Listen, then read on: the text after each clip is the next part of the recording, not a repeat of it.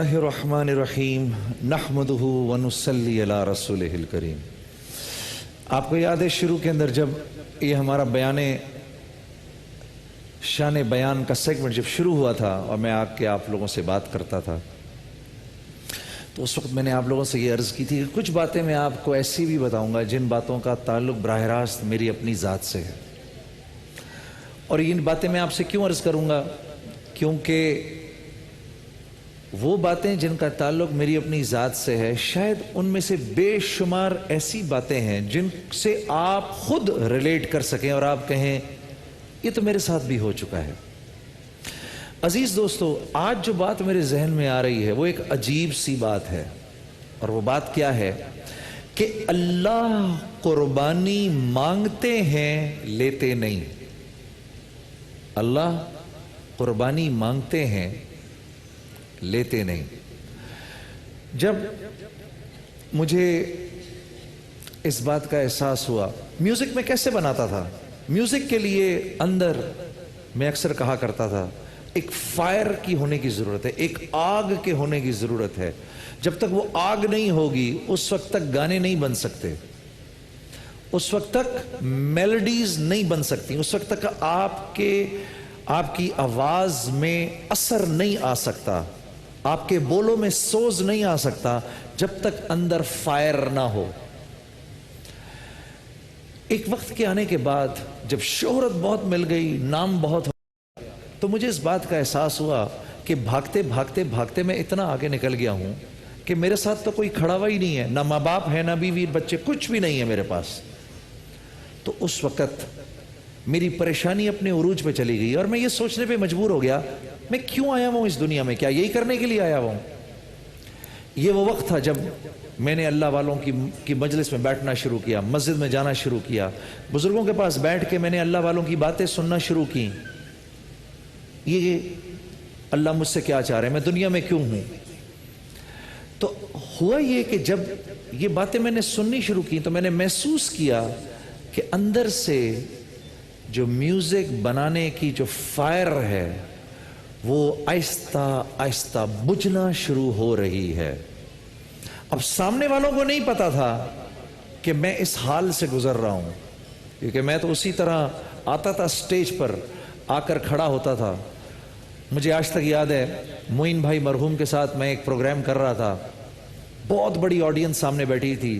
معین بھائی مجھ سے بہت پیار کرتے تھے، مجھے کہا کرتے تھے، اس وقت عمران خان صاحب، عمران بھائی بڑے مشہور تھے کرکٹ وغیرہ کی وجہ سے، کرکٹ کی وجہ سے، تو معین بھائی کہا کرتے تھے کہ تو سنگرز کا عمران خان ہے۔ تو مجھے سٹیج پہ بلایا اور بلانے کے بعد ایسے باہر جا کر نیچے جا کر کھڑے ہو گئے اور میں سٹیج پہ کھڑا ہوا ہوں، اور مجھے یاد ہے جب میں سٹیج پہ جاتا تھا لوگ پاگل ہو جاتے تھے اور میرے گانا شروع کرنے سے پہلے ہی گانا شروع کر دیتے تھے، لیکن میں جا کے سٹیج پہ بت بن کے کھڑا ہو گیا اور میرے سے گایا نہیں جا رہا تھا، اور معین بھائی مجھے یہاں سے آواز لگا رہے تھے، جنید جنید جنید شروع کر، اور میں کھڑا ہوا تھا اور میرے سے گایا نہیں جا رہا تھا، اور میں ایک دم معذرت کر کے نیچے آ گیا۔ معین بھائی نے کہا تجھے کیا ہو گیا ہے؟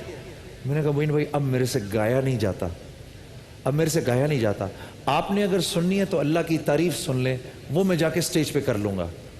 اچھا رک، پھر مجھے سمجھایا، پھر میں سٹیج پہ گیا، پتہ نہیں کیا گایا کیا نہیں گایا، نیچے آ گیا۔ پھر معین بھائی نے سب کو کہا اس کو مت چھیڑو، یہ اب ایک کوئی بہت بڑا کام کرنے لگا ہے۔ اسی لیے مجھے اللہ کی ذات سے امید ہے کہ معین اختر بھائی مرحوم، اللہ نے یقیناً ان کی مغفرت کر دی ہے کہ آرٹسٹس میں سب سے پہلے جس آدمی نے میری بات کو گلے سے لگایا وہ معین اختر صاحب مرحوم تھے۔ بہت پیار کرتے تھے میرے سے، اور پروگرام کے بعد مجھے بٹھا کے اکثر مجھ سے کہتے تھے میرے سامنے اللہ اور اس کے رسول کی تعریف کر جنید۔ میں کرتا تھا اور ہچکیاں مار مار کے رویا کرتے تھے، اور ان کی وائف نے مجھے بعد میں بتایا کہ وہ جب دنیا سے گئے تو وضو کی حالت میں گئے، اور اللہ نے مجھے توفیق دی اپنے بھائی کا نماز جنازہ بھی میں نہیں پڑھا تھا۔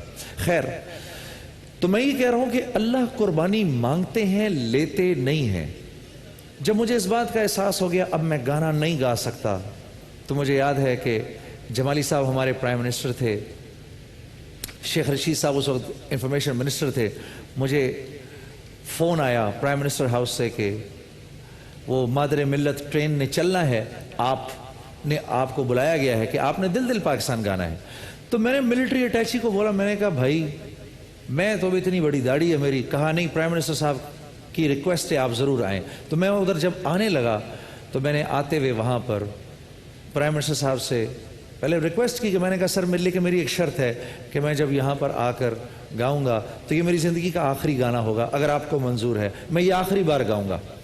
جب میں آ رہا تھا تو میرا دل میرے حلق میں تھا، آج کے بعد مجھے گانے کا موقع نہیں ملے گا، آج کے بعد آڈینس میرے سامنے نہیں بیٹھی ہوگی، آج کے بعد یہ مائک میرے ہاتھ میں نہیں ہوگا۔ آخری مرتبہ میں ایسے آسمان کو دیکھتا تھا اور آسمان کو دیکھ کر کہتا تھا اے اللہ اس کو پھاڑ کے تو ایک دفعہ کہہ دے نہیں جنید تم گانا نہ چھوڑو، میں کسی مولوی کی بات نہیں سنوں گا، کسی کی بات نہیں سنوں گا، گانا نہیں چھوڑوں گا۔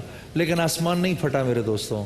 میں جب مجھے یاد ہے راولپنڈی میں جب میں ٹرین اسٹیشن پہ پہنچا، ریلوے اسٹیشن پہنچا، میں نے دل دل پاکستان گایا تو ضرور، اس کے بعد لوگوں نے مجھے پکڑ لیا نہیں، اور میں نے پھر اعلان کیا کہ میں آج کے بعد نہیں گاؤں گا۔ لوگوں نے مجھے پکڑ لیا، نہیں آپ گانا نہیں چھوڑ سکتے، آپ گانا نہیں چھوڑ سکتے۔ خیر میں چھوڑ کے آ گیا۔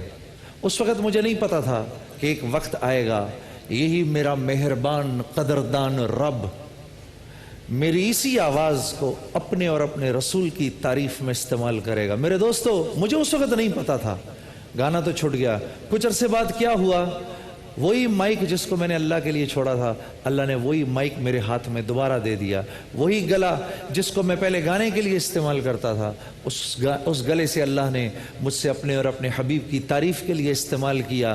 وہی آڈینس جو پہلے میرے سامنے بیٹھی ہوتی تھی، اللہ نے ان کو سمیٹ کے پھر میرے سامنے بٹھا دیا۔ آج اسی آڈینس کے سامنے میں پھر بات کرتا ہوں۔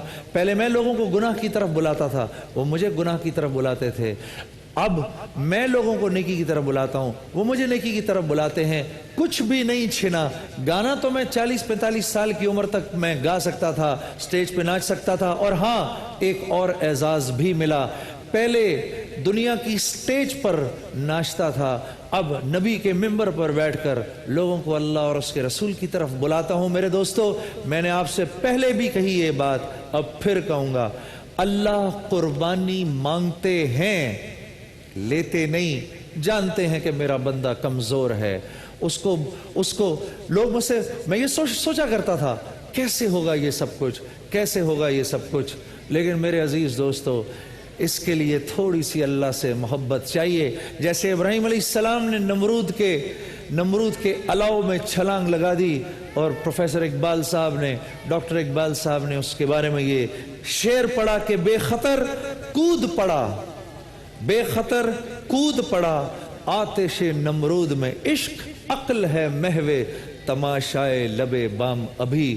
اللہ کے لیے کر کے تو دیکھو ایک دفعہ، یہ ایک دفعہ، یہ زندگی ہی ہے جس میں موقع ملے گا کرنے کا، پھر نہیں ملے گا۔ اللہ قربانی مانگتے ضرور ہیں لیتے نہیں۔ ایک بریک کے بعد آپ سے پھر ملاقات ہوتی ہے۔